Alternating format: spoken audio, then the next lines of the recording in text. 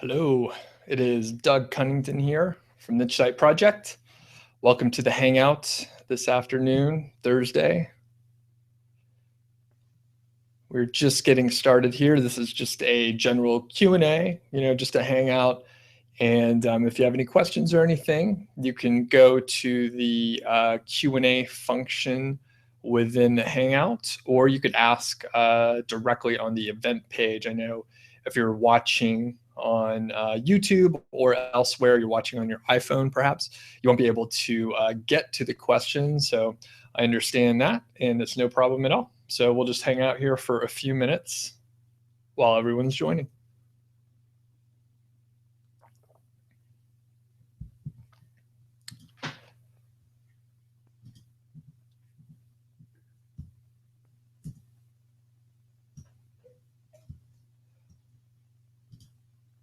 All right, it looks like I have a bunch of junk running in the background, which I'll turn off right now. We don't need all this other stuff.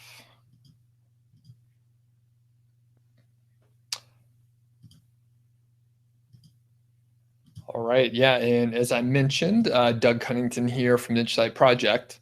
Welcome to the AMA Hangout. If you have any questions about niche sites or productivity or keyword research or anything like that, you could put it into the Q&A section and I'll find it there.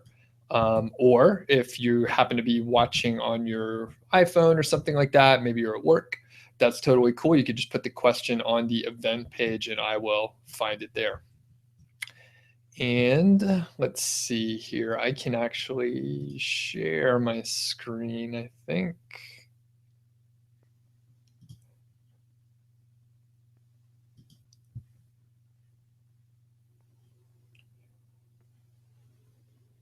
All right, and we're still just getting started here. And I can get over to this page is where I actually want to be. Welcome, everyone. If you do want to ask any questions, the best way to do it is over on the Q&A section. In addition, if you don't have a question or you see one that you like, you could actually +1 that particular question, and that one will go to the top.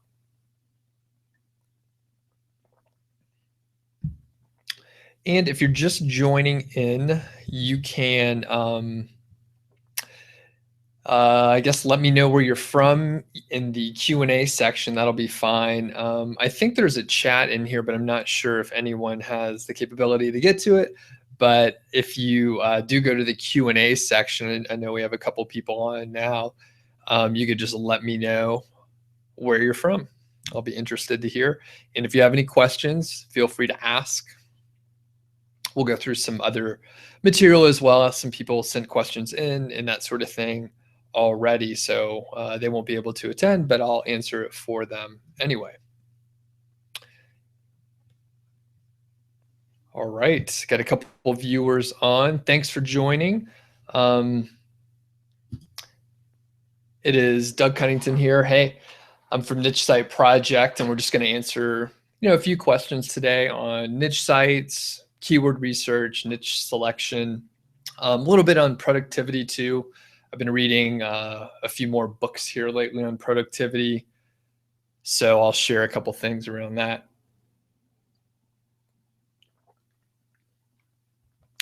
And cool, if you're just joining in, you can ask questions in the Q&A section. There should be, a pretty clear Q&A little box, and you could click there and just ask whatever you want. If you see a question you'd like, you can vote it up, and I'll be sure to get to that one first. Thanks for coming in, everybody. I appreciate it. And I'll share my screen just so I can display exactly where to get to the Q&A section. It's pretty straightforward, but I know some people haven't been on a Hangout before. The location of that little box may be in a different place, but if you see the Q&A icon, you'll know to click that, and then you could just ask your question there.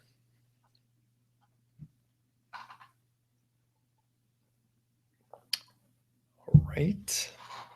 We'll hang on just a couple more minutes here to let a few other people join.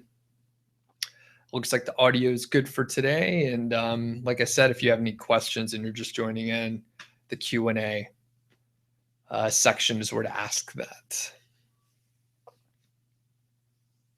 If you're not able to join the actual Hangout in maybe you're watching on your iPhone or on YouTube or something, you can ask on the event page and I'll actually refresh that coming up soon. Actually, I'll do it right now while we're here.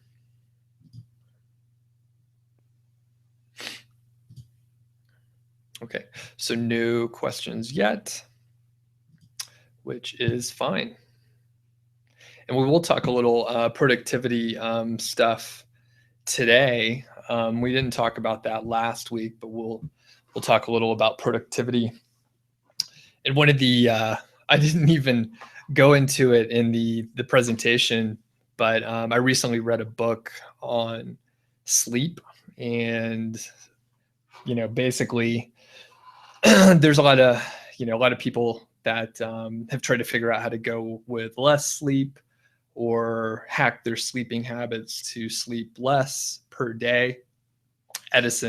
Thomas Edison was a really famous person who, one of the drivers for creating the incandescent light bulb was so people could work longer and they weren't reliant on sunlight. And obviously he was successful at that. But it turns out people do need a lot of sleep. And even Edison, he took naps, although maybe he didn't admit it widely. But there's a nice anecdote in there where Henry Ford came to visit Edison's lab, and one of his assistants said that Edison was sleeping in his office. And Ford thought that was pretty funny, since Edison was famously a light sleeper. But the assistant said, "Oh, he doesn't sleep much at night, but he takes a lot of naps during the day."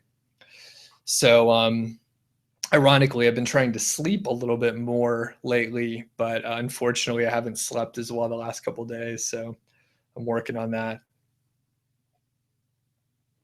Okay, we have a few minutes. We have a question here from Travis. Thanks. And I see the question on the Dvorak keyboard. Yeah, I am still using it. I switched over about not quite a year ago. I guess it was like March or April of last year. And I wasn't a particularly fast typer, Travis, before. Maybe like 50 words a minute or so was my baseline. So pretty slow. I never worked at it too hard. But I switched over, and my words per minute immediately went down to like 10 words per minute. Super slow, really frustrating, terribly frustrating. And I stuck with it though, and I'm back up to about 45 or 50 words a minute right now with Dvorak. And funny thing is, I've had to fill out a couple like applications or things like that, just at stores or wherever I'm, I don't know, some retail location, and they'll pass the keyboard over to me. Of course, it's a US standard keyboard, a QWERTY, and I have to look where I'm typing there. So Travis, just curious, are you checking out the Dvorak keyboard? And you could just put it in the questions also. I'm not sure if everyone will have access to the chat area. Probably not. All right, I saw a few other people join. Thanks for hopping on. We're just sort of waiting for everyone to join. If you have any questions, you could hop on like Travis, go to the Q&A section, and you could just ask there. I'm of course displaying exactly how to do that. Yeah, Travis, you're right. It's a real pain in the ass. It was really frustrating. And I mean, here I've been doing it for about 10 months, and I'm still not quite. I mean, I stopped like doing drills and practicing, so it's kind of my own fault. I want to actually get faster, but It is. It is really hard. So, okay, I think we could kick it off, and I'm gonna not look at the questions for a little bit, but if you do have questions as we go through, feel free to add them in the Q&A section, as I keep repeating over and over, just for anyone who joins. And if you'd like a question that you see there, then you can just plus one it and let me know that you've gone, or sorry, and then just plus one it, and that'll let me know that you actually like that question. Okay, and I'm gonna head over and get started with the presentation. And I hope that everyone can see the screen here. It is telling me, Google Hangouts is telling me that I'm sharing the screen, so I believe them. Today we'll talk a little bit about niche sites and keyword research, and a little bit of link building also. And actually not too much on link building, but if you have questions around it, it's a very popular topic for niche sites and just web outreach in general, that sort of thing. So if you have any specific questions on link building, feel free to ask. PBNs, that's private blog networks, or Web 2.0s, or whatever. So I've had a little experience in everything around link building. All right, so I mentioned it a couple times, but my name is Doug Cunnington. I'm the founder of Niche Site Project. That is my dog Brody, and we live in Montana, which is not too far from the Beartooth Pass, which is on the way to Yellowstone National Park. So that was over the summer, and it was really nice up there. And just to reiterate, if you have any questions, go to the Q&A section, and I'll be sure to get to them there. In addition, if you happen to be watching on the event page, perhaps you're on your phone and you can't join the Hangout, that's cool. I'll go back to the event page and refresh it, so you could just add it as a comment there. So why should you care what I say? Why would you listen to me? So I have a past track record in a few areas. I've had pretty good amount of success with niche sites, primarily around Amazon affiliate sites. I've sold one and had one do really well before it was hit by some Google penalties, unfortunately. In addition, I have a book on the topic for niche sites, and a video course, which I believe I'm actually going to revamp both of those coming up very soon. Right now, they're sort of dated and they need some updating. In addition, I have coached others for building niche sites, even expanding their current niche sites, improving their conversion rates, and scaling their process, hiring a team. Right now, I'm really focused on guest blogging. I have a service around guest blogging, and I do a lot of guest blogging myself, both for my niche sites and for Niche Site Project, just content marketing in general. Last, PMP. So I am a project management professional, PMP. So in my corporate job, before I was laid off last year, I was a project manager for a software company. Primarily, it was around telecom and enterprise level software. And back to the coaching. So, one of the most recent success stories is Dave. He was a music teacher, and it's noted there's $1,000 in December 2015, just a month ago. It was actually $1,200 he pulled out of December. He's doing really well this January also. And I believe he's actually on track for 1,000 this month, which is great. And you could check out the full success story. Dave wrote a pretty awesome long post on Niche Site Project, so you could check it out there. And we also did like a YouTube interview, so you could hear us, just kind of dive into the details and really get into the weeds. I'm going to hop over to the other window and just make sure everybody is good to go here. Okay. And it looks like it. Just a quick reminder about the Q&A. If you have questions, feel free to ask there. I'll come back to them at the end and make sure that I answer everyone's question. So, expert level knowledge, that's sort of, one thing I bring to the table. I have been, shoulder deep in SEO here for a few years, both in the gray hat area, and now I'm moving over to white hat just because it's a little, it has a little more longevity. I have a lot of skill in the project management area, process improvement, and niche sites in general. I've guest posted on Empire Flippers. I've been a podcast guest on Side Hustle Nation, and I have been a podcast guest on Niche Pursuits as well. I have guest posts at Ahrefs and also at matthewwoodward.co.uk. And just to break up the monotony of the presentation here, this is the Grand Teton National Park, Wyoming. Family picture there. So the family went there over the summer. It's a few hours away, just on the other side of Yellowstone. It's nice there. And just a quick reminder about the Q&A. You could head over there on the Q&A icon and ask a question if you have it, and you could +1 any questions that you like. Okay. And I just want to, go through a quick spiel on niche sites in case you're new to niche site project or niche sites in general.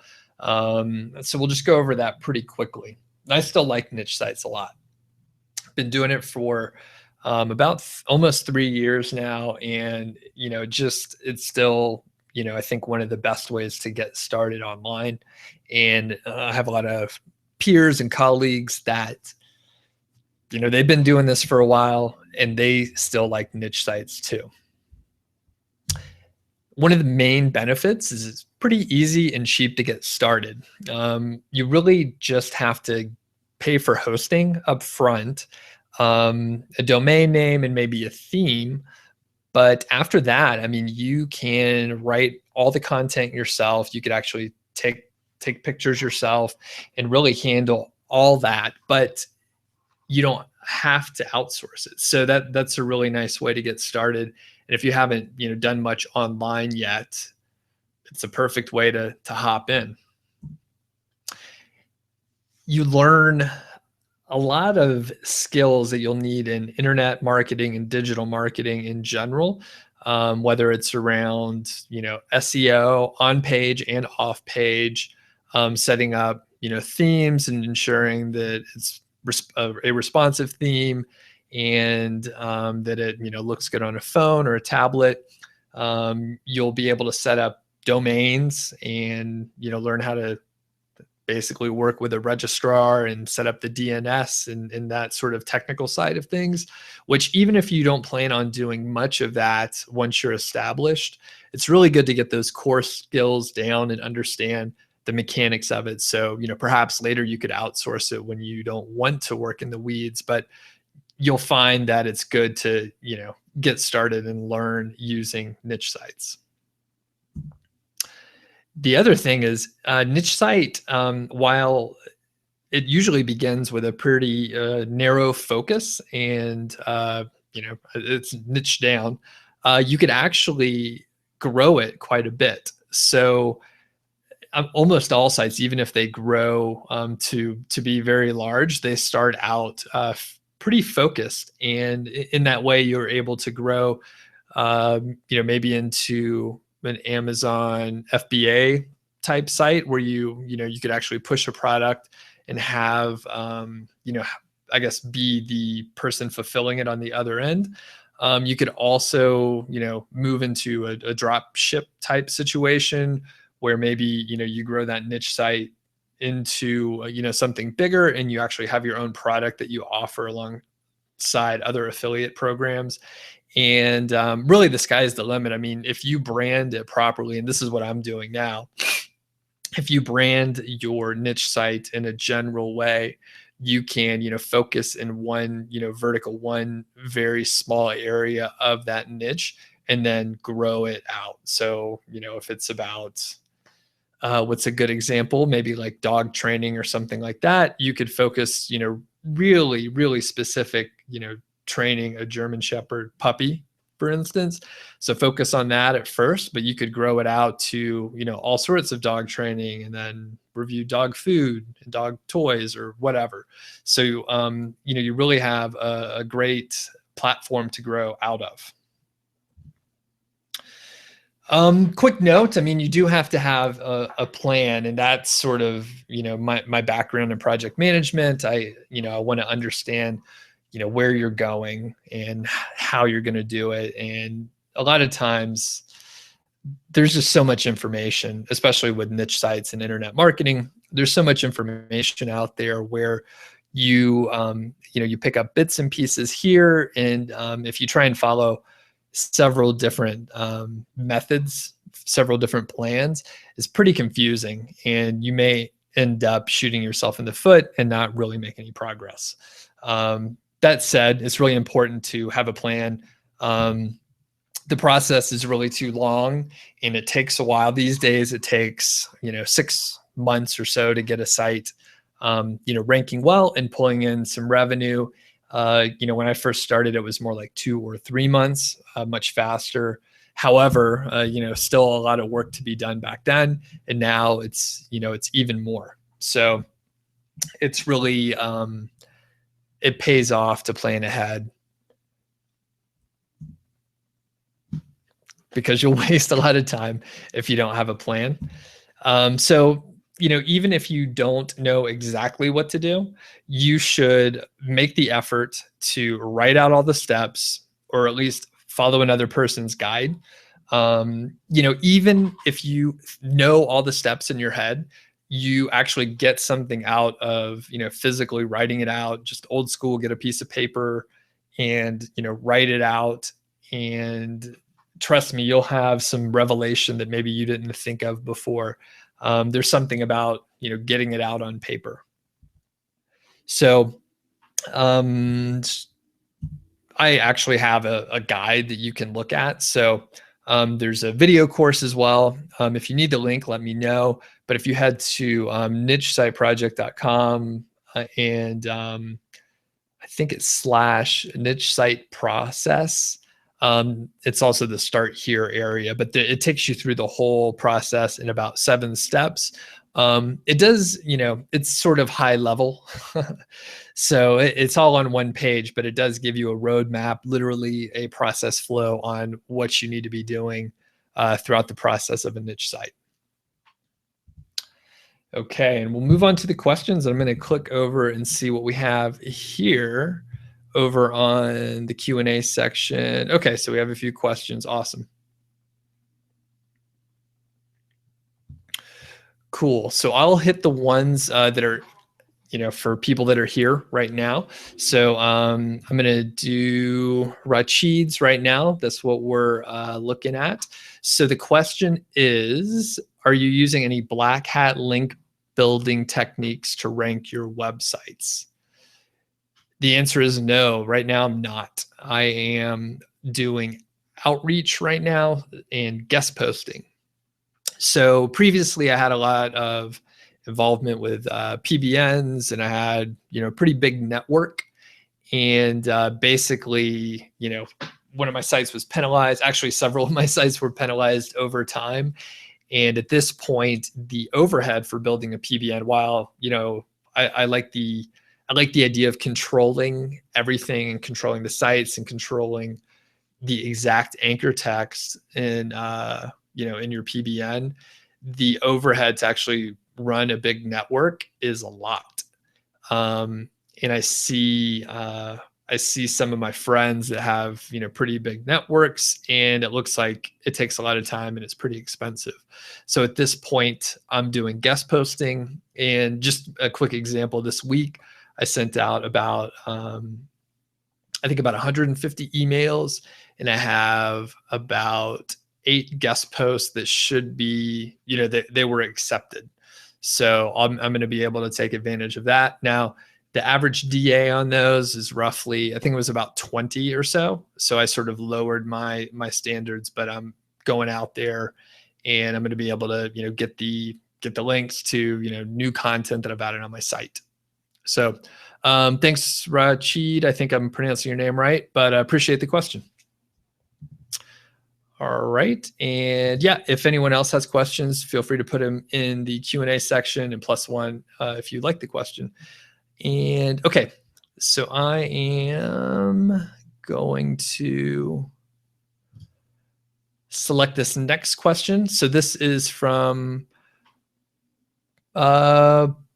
Parikshit, I think. Apologize if I pronounced your name wrong. So here's the question. What are the best white hat link building strategies apart from guest blogging? So I don't do much else aside from guest blogging, but I'll do my best to answer anyway. It's very it's time consuming to do these other methods from my observation, but I think if you have the time and you have a site that is really that has really good content, these could be effective. So one is going to find resource pages on bigger websites. And if you have a site in the niche and you actually have a good resource, you can request to be added to that page. And the key thing there is to actually have a really good resource. And you also have to do some relationship building with whoever you're working with on that site. The problems with it, of course, is there's not depending on the industry, there may not be a lot of opportunities to get on a resource page. So that's a little bit tough. And then occasionally, right, you may end up working with someone who doesn't have access to the website directly. So if you hit up an organization, you may have to, work your way to the right person and get various approvals. So that sort of slows things down a little bit. And what I can do, I could actually just get on camera here. The other white hat strategies that are probably effective stuff that you should look at, broken link building. So that's another one that I think if you put in the time and you actually have a fairly big industry and a reasonable budget, you could take the time to go find the broken links and reach out to the right people to get your link added there. The really good part about broken links is the internet's broken and there's broken links everywhere. If you go and look for broken links, you'll find them. So just websites change, URLs change, websites go away. So broken links happen, and it's just a natural thing. And people don't want them. They don't want them on their site. So if you could, again, provide a good resource, you could probably, get a link where you found a broken one.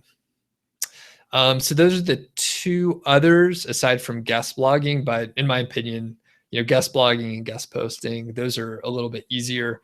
You get a higher conversion rate, and I have found a nice method to go about it. So, all right, thanks for the question, Parkashit. And okay, I see Josh has a question here. Thanks, Josh. Do you use any link building services to rank your websites, whether it's white or black hat? If yes, do you have them reviewed on your website? I don't use any services right now. In the past, I used the Hoth a little bit, but I've sort of moved away from those like Web 2.0 sites. They weren't as effective as I thought they were in the past. And then, well, the Hoth is really popular, and I know a lot of people that use them. So there potentially could be a footprint out there for that. I feel like since it's something that could be, you could, if there was an issue with the Hoth, I think they would probably let you know. It's a really good company. I've had a good relationship with them over time, just not for me right now. And then Josh, I think I'm pretty sure you and I have talked before. You have a site, and I can't remember what it is, but if you want to shoot me a message, we can talk about it. I do have some stuff reviewed on my site, and I'd be willing to talk with you, Josh. So just send me an email outside of this, and we could figure something out that works for us.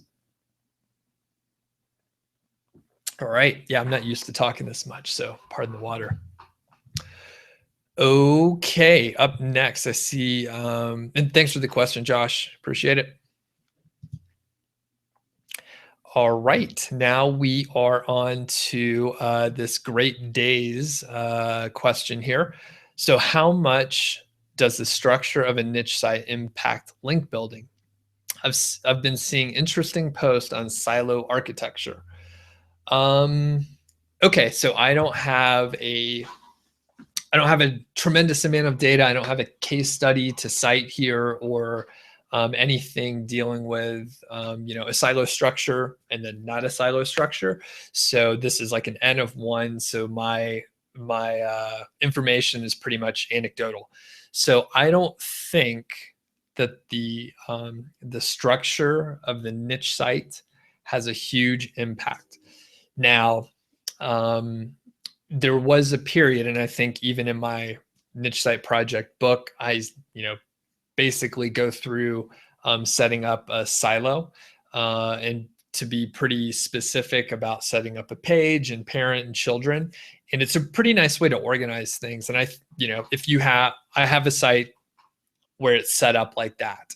In addition, I actually have blog content also for things that are, I guess less permanent and more blog like, but it's kind of arbitrary, to be honest with you. So the key thing though is, and I have a post on the silo architecture, and I think Charles Float just published something recently around silo architecture. He's very smart, so I'm sure you should take a look at that also to get an understanding about silos. But in my opinion, in my N of one here, my opinion is if you have, pages or posts, it doesn't matter, but it's more important about how your sites link together. So, right now I'm publishing a lot of blog posts rather than pages. And I am just ensuring that there's interlinking on those pages to other pages, and then other pages are linking back to that in a smart way. So it's pretty much, the same idea as setting up a pretty tight silo. It's just I'm putting it in a little bit easier to form, silo. So I'm putting it in basically blog post, and I'm linking it in a smart way. So at the end of the day, I think one issue with setting up a silo and you're using, pages and parent and children relationship throughout, if you end up with a pretty deep silo with a lot of content, your URLs end up being really long and really, less intuitive than they should be. So if you set up a silo, I think it's probably a good rule of thumb to keep the structure sort of small. So I wouldn't go more than 2 layers deep, 3 max. And again, kind of arbitrary, and it's mainly my opinion. So that's a really good question, though.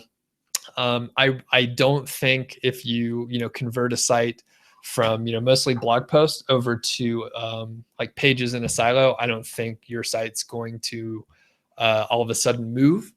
I think it'd probably be the same result if you just did a lot of interlinking on those pages or posts. Okay, I hope I answered your question well. And I'll go back. One of the first questions that I answered was from Travis, and that was, am I still using the Dvorak keyboard? I am, and I type almost as fast as I used to, and I can barely type on a US QWERTY keyboard anymore. It's pretty funny to watch. All right, thanks again, Travis. And then, okay, Parkasheet has another question here, and we'll take a look at that. The question is, I have built niche sites promoting affiliate products from ClickBank and monetizing with ads. This year I want to try Amazon affiliate sites, but not sure on how to structure the site for this.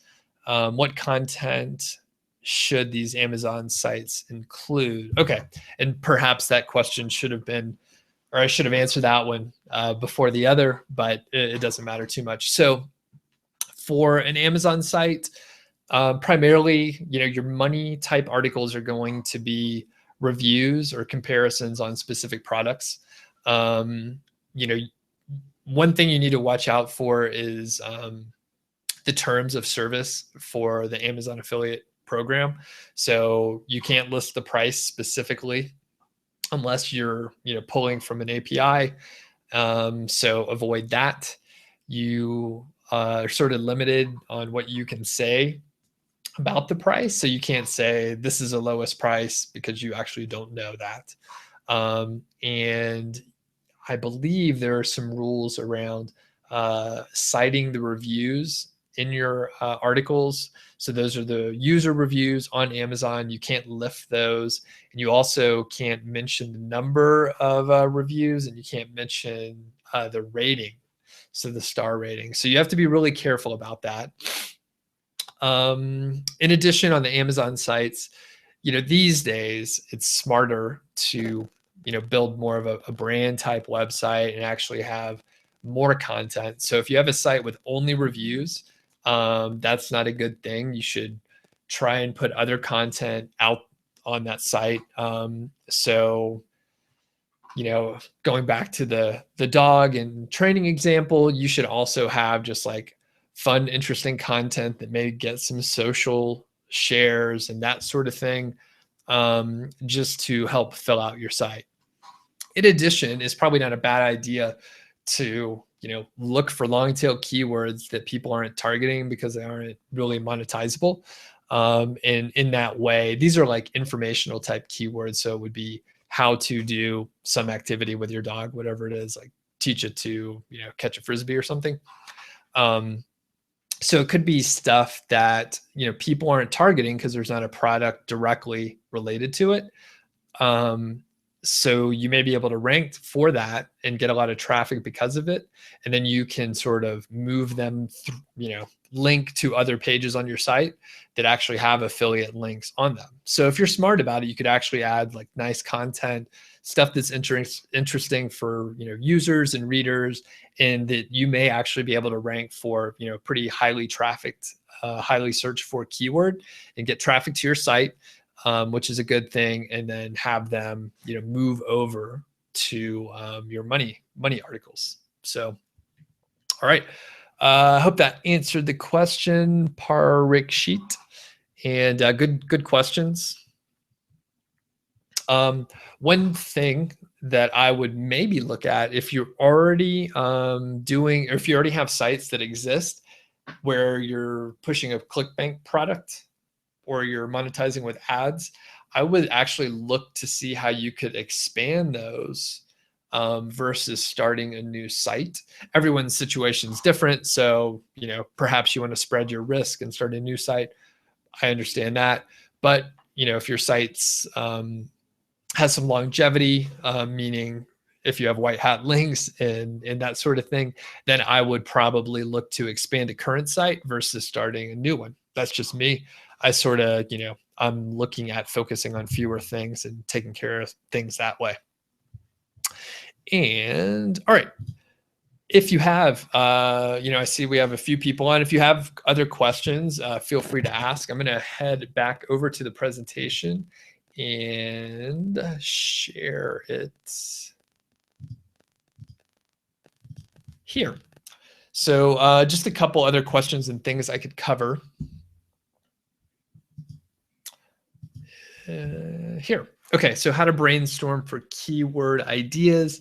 It's always really, a bit of a struggle when you're first getting started to figure out what niche and what keywords to go after. And, there's 101, there's really an endless number of ways to figure that out. And there's no right way to do it. You can actually, figure out a market where, people are purchasing, it's competitive as far as, people are spending money in those industries, and then work backwards from there. Or you can start, specifically with keywords. Right now, we'll just take a quick, dive into like brainstorming for keywords. And even if you already have a site that's in existence or in existence, you can still, you know, spend time looking for new keywords and figuring out new content to write, or even look for long tails to add to your existing content just to update it and potentially bring in more traffic. So just a baseline, you know, if you don't have a site yet and you're not sure what you're going to do, one thing to look at is hobbies. So you could take a look at things that you like to do or things you're interested in. Maybe even it's something that you don't do yet, but you're interested in. So maybe, you know, bowling isn't something you would like to do, but you haven't had time to, you know, go down to the alley. So that's, you know, sorry. So maybe that's a little something easier to, you know, think about, but, you know, step outside like the things that you're obsessed with and look at your family. So a lot of times you can figure out some hobbies that, you know, maybe your family's into. Think of your, you know, your parents or your siblings and, you know, nieces, nephews, whatever. You could really sort of, you know, get outside your own comfort zone and figure out what other people like to do. And a lot of times, you know, kind of like planning things out, you know, write this stuff down. You may not think of it while you're brainstorming, but it gets your, you know, your mind working on that problem for you. And the ideas that you come up with, it may not be directly related to the hobby. Maybe it's a couple steps away, but you end up thinking broadly and beyond, you know, the normal stuff that you're thinking about. So, you know, what people obviously need to be searching for the topic. So it really comes down to keywords. And, you know, the fact is, if no one's searching for it, then it doesn't really matter. So there, you know, there's some threshold that you have to look at, and you also have to figure out, you know, what are the correct keywords. So from my perspective, you do have to look at the buyer's intent, and that's primarily, you know, for the money type keywords. So, you know, back to the point before about Amazon sites, there's some content that does need to be directed, and pretty much all about products and comparing products and talking about products, so that you can, you know, have a legitimate way to, you know, help someone and to mention the product. So reviews are the best way. And a lot of times, you know, that is around you know, specific product that someone wants more information about. And it's sort of like a pre-purchase type query. The other part you have to think about is the volume. So this does go back to, you know, the main idea that people have to be looking for it. Previously, and this is what's cited in the book, which I need to update. That's the Niche Site Project book. Previously, I was looking for, you know, a primary keyword with more than 1,500 exact match searches per month. However, through building some sites and having a, you know, a little bit better understanding about conversion rates and pricing of products, you could actually go down as low as, you know, 500 plus, as long as the particular product has roughly an average price range around $100. You'll still end up with a, you know, fairly profitable site. And in fact, I had one making, you know, $450 to roughly $600 a month based on a product that was around $100 and had 720 exact match searches per month. So just keep that in mind. And a good way to understand buyer's intent is, you know, looking at some keywords like best and then the product name, or the product name, and that's, you know, noted as keywords, but you could also have the product or product sort of category and reviews, or, you know, reviews for a particular, you know, product. And as you look through, actually a good way to manufacture, you know, manufacture some keywords and find out what other people are targeting is, you know, take a look at your competition. So you can, you know, figure out some keywords to go after and then see who is ranking in the top 10, look for a niche site, of course, and then you'll be able to sort of see what their articles are. And usually the keywords that they're targeting are in the title, they're mentioned in the headings of their website, and you can, pretty easily see what they're targeting. Quick note for AdSense based sites or, any sort of ad revenue sites, the intent is less important, but the CPC, that's the cost per click in Google AdWords, that is important to take. So take note on that. Even then it may not matter a ton because of, retargeting that advertisers may be doing. So, if your site's about dog training, an ad may actually show up for, DUI lawyer or something like that, if that person happened to have been searching for that and had a cookie associated with that sort of retargeting. And if you have questions about that, this is sort of a more advanced topic, but if you have questions, just let me know. Okay, so back to the keyword selection. So primary keywords, looking for over 720 generally. Secondary keywords, so these are the ones that have just sort of generally less than the primary keyword. But at this point, I am going after long tails, even if they have like a 0 search volume. If I know people are searching for them, I'll still create a piece of content around those. It turns out these long tails with very low search volume, people aren't targeting them. It's way less competitive. So you can rank for those keywords pretty quickly. Okay, and we're going to get to the productivity hacks here in a second. And to-do lists, they suck. And let me go back to the page here. I'm going to see if there's some other questions here. Okay, and I do see a couple, so I'm going to take care of you guys now and come back to the productivity hacks later. So let me jump back here.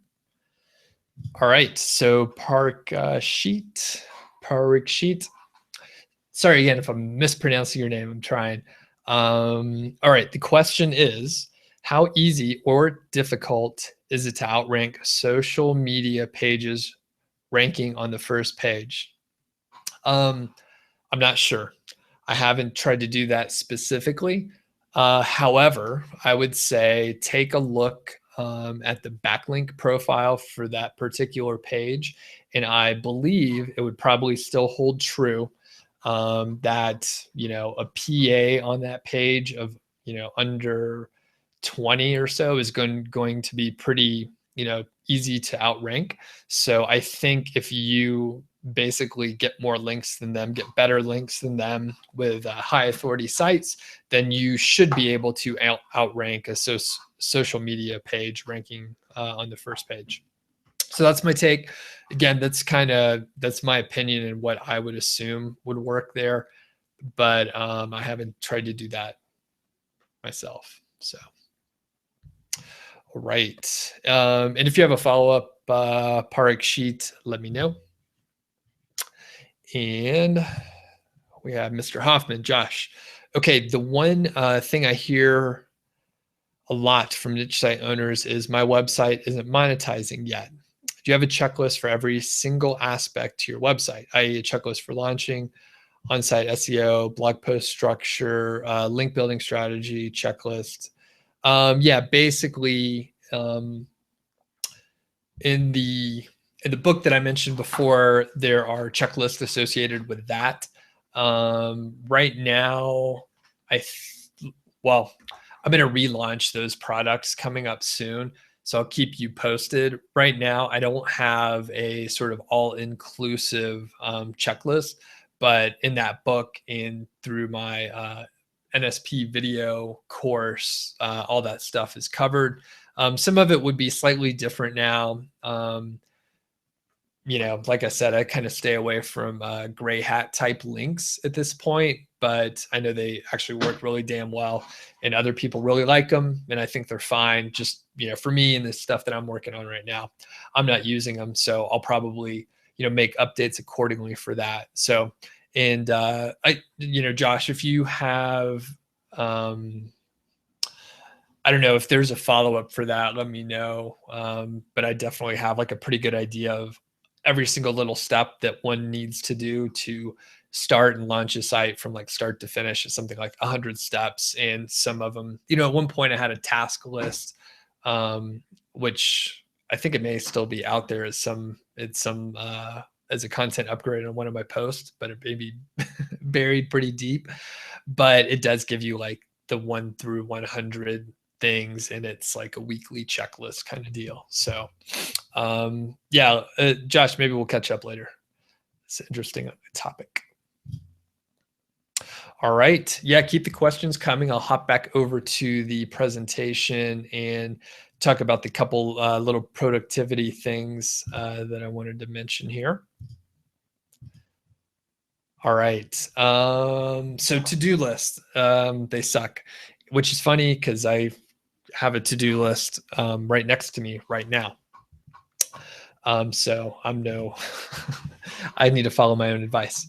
But the thing is, it's really fun to, check things off. And I was, working in a coffee shop with a friend this morning, and, it's nice to just cross off an item from my list. And I think I read a study, people like get a endorphin rush from checking things off. And I've actually completed a task that I forgot to put on my to-do list, and then like wrote it on my to-do list and immediately checked it out. So it's really fun to do. The problem with that is you'll end up with, a list of all the things you need to do, right? And maybe it's 10 or 15 things, and you don't really have a good idea of the priorities of any of those things that you have to do. You can, re-rank stuff, and, maybe if you're doing this in Evernote or some other tool, you can, pull things in the right order. But the bottom line is you have to do the most important thing first.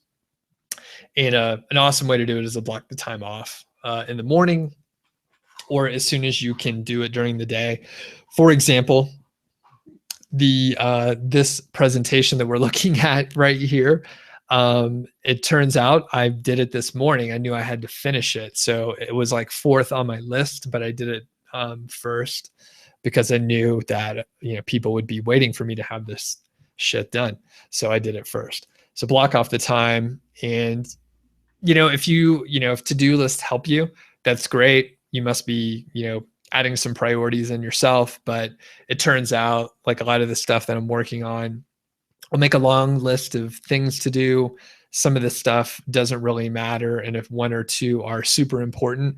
So really, if I just finish those 1 or 2 things, I'd actually be better off than, wasting my time answering, emails that are not, priorities.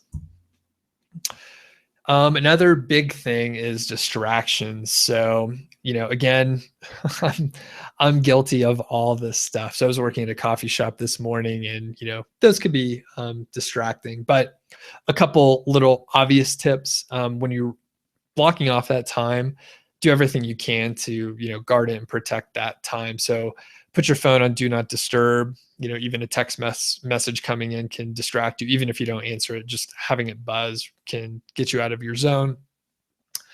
Keep your email closed if you can, if you don't actively need it. Most of the time, if you can block off 1 or 2 hours, depending on the task, it'll be fine. Your emails will be there when you get back. It won't be a major problem. And other triggers too. I mean, if you can you have to know your own triggers, but, for me, maybe Facebook or Twitter or Instagram, it's just easy to keep scrolling and scrolling and scrolling. And then, all of a sudden you've wasted time. Sometimes you have to use those tools for whatever, or maybe you have to do a specific web search. But if you could find a way to not get distracted, that is huge. I don't have the stats right in front of me, but there's some stats about how long it takes you to refocus after you get distracted. which is one of the reasons why multitasking is terrible. If you think you're, hopping back and forth between a couple things, maybe you're on a conference call and you're answering emails and you're chatting with someone, you're probably not doing any of those things very well. So don't multitask and try not to get distracted. Try to control your environment. And like I said, I need to follow my own advice. All right. That's kind of all the content I had for today. So I'm going to head back over to the Q&A section. And a quick reminder, if you haven't seen the NSP process, it goes through everything there: link building, promotion and outreach, hosting, selecting a niche, all that stuff. So that's at the URL there. Or if you go just to Niche Type Project, the blog section, there's a Start Here link at the top where you can get to that stuff pretty easily.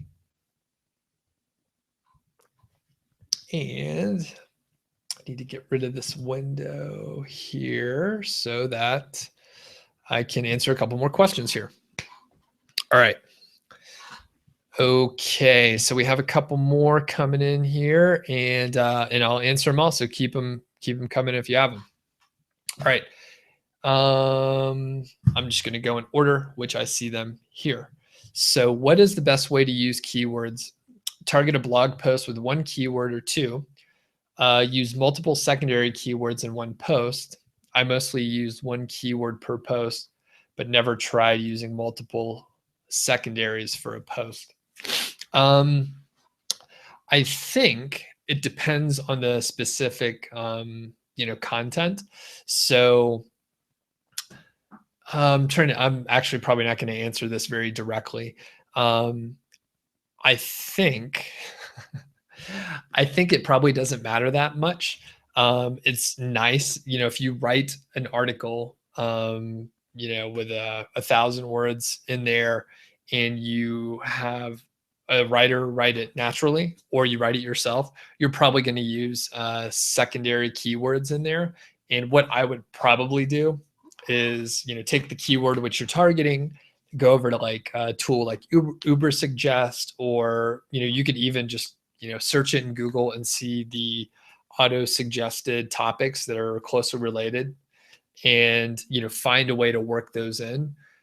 Particularly if you have a long piece of content and it's, good, and you have like a good reaction from your visitors. So, and I'm going to reread it and see if I could actually answer it directly.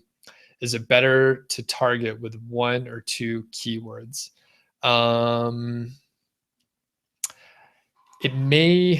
My gut is telling me, two or more is probably like more natural. So, thinking from a Google's opinion of your site from a, content standpoint, is probably like more natural to actually have a piece of content that covers more than one. It sometimes seems obvious that you're just trying to target a keyword if you only target like one keyword and it's super short. So if it's longer, you could probably get away with more. And you know what? I realized I didn't answer the question exactly, but hopefully that information helps you. And then Josh says, yeah, task list. That's what you were talking about. Cool. Yeah, I sort of have a task list that needs to be updated a bit, and I can get that over to you. Hopefully that'll be helpful. So, all right. And let's see, Travis. This looks like a meaty question. All right. My Amazon site in December was getting about 4.5% conversion. January, I have 3,000 clicks to Amazon and 4 sales, 0.2%. Wow, that's crazy. Any suggestions on where to start troubleshooting? Do I like to use the 24-hour cookie or set the 89-day cookie with add to cart? Okay, so I'll answer the second question first since it's shorter. I like the 24-hour cookie just because the user experience, in my opinion, unless you are specifically stating, click here to add this item to your cart, the user experience is kind of poor. So for example, let's say it was whatever, we'll keep doing the dog training example. It's like a dog clicker. and I see a picture of it, and I hover over it, and I see I could click on it. I click on it, and then all of a sudden it's asking me if I want to add it to my cart, and I don't even see a picture of it. I think that sucks. So unless you're telling them, click here to add to cart, I would avoid the 89-day cookie and just stick with the 24-hour cookie. However, if you do note, hey, click here to add to cart, yeah, that seems fine. Then they know what they're getting into there. As far as the conversion rate, that's crazy. 3,000 clicks to Amazon and 4 sales. I would check your stats to make sure they are right. Although you obviously know that 4 sales is correct. So I would maybe, I don't know why 3,000 clicks would happen. I would, is that on par, Travis, for what you expect based on the number of visitors? And then the other thing is, do you have any other, I guess, data from previous months that tells you, what your conversion rate should be? Like, for example, I think in December, my conversion rate was like 13%, like something really high. And then this month, my conversion rate for my Amazon site is like 9%. So something seems weird. It may be, your calls to action. Do those people know when they click over to Amazon that they are actually going to Amazon? Maybe they wanted to just see the picture and it was, okay. And Josh, Travis, thanks for the other info. January was month 2, so you don't have any other data to compare it to. Interesting. I guess, yeah, I would think about whether or not the user has a good idea about what they're clicking over to, and that maybe it's just not the intent of the user, and they're surprised when they get to Amazon and they click back. But just, maybe over the holidays in December, they were like, what the hell, I'll buy this thing or buy something. I'm already at Amazon. So, and yeah, good question, Travis. If you want to follow up with me afterwards, we can talk a little bit. Interesting situation there. All right. We're coming up at 2:00. Are there any other questions? And I know it takes, I think there's like a 30-second or 90-second delay with this. So I'll just sit here for a second and wait to see if anybody has more questions. All right. Okay. So Travis, good point. So maybe sticker shock, since the average price of the product is like $400. So, okay. That could be it. That could be it. That would definitely explain like lower conversion rates in general, like the 4.5% in December seems a little low, but for a high ticket item, well, you don't have to sell as many of them. Yeah, so that could be it. Interesting. And yeah, if you have anyone else has last minute questions, you can fill them in here. So a couple quick things. I have been trying to do more of these Q&As. So hopefully people are getting stuff, they're getting something out of it. I hope you are getting something out of it. And I'll probably keep it up. I'm sort of enjoying it. Hopefully we'll get some more folks on and have more questions and that sort of thing. And hopefully I'm getting better navigating back and forth from windows here. It's it's tough to go back and forth. It seems simple, but a lot of people are watching you, so it gets a little scary. And then a couple quick notes. So I have a course coming out soon on Udemy. It's the first one that I've done. I've been working with a friend of mine, John Shea, who has a lot of courses on Udemy, and we've worked together on this project. And I I am actually new to the whole Udemy platform, so I don't really know too much about it, or how fast things happen. But we're pretty much done with the content. It's all about keyword research and the different tools to go through keyword research and getting more ideas for long tail keywords. Both he and I have successful Amazon sites. We've worked with this stuff for a while. John has an SEO agency as well. So, we're pretty knowledgeable about the topic and the tools. So, I don't, it's not out yet, but I'll share with everyone at, when the time's right.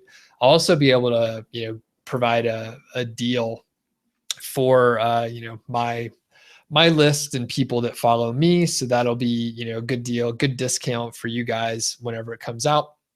And I alluded to it a couple times. I'm actually going to update and revamp some of the niche site project materials. I was a little lazy at the end of last year. I didn't do proper updates for it like I did at the end of 2014 coming into 2015. So there are a few things to add into it, and I kind of want to update it for what I'm doing right now, which is different than what I was doing 2 years ago. So, I did a pretty thorough update and spent a lot of time, re-editing and reformatting the whole thing. But yeah, I'm going to take another stab at the book and go ahead and update the video course too. So I guess be on the lookout for that. And, if you like these sessions, let me know. I've been enjoying it, and hopefully other people have been too. I know a lot of people can't join during the day, so I may mix up the times, but the cool thing is it goes to YouTube, and you could probably, watch this at double speed and not have to sit through an hour or more of me talking. And maybe it's just 30 minutes for you then. And then the other part is if you can't attend, you can actually send in the question. You could put your Q&A, you put your question in the Q&A early. You could send me an email, and I'll include it in the slide presentation. So there's a lot of ways to have your questions answered, and it's a great way to, you could even get feedback from other people, within the Hangout also. So anyway, if you enjoy these, let me know so I know to keep doing them. And I think I'll just double check the Q&A once again to make sure I answered everyone's questions. And I think I did. So thanks, Travis, Rick Sheet, and Josh for asking questions. I appreciate you hanging out with me, and we'll catch up again next week. So see you guys, and take it easy.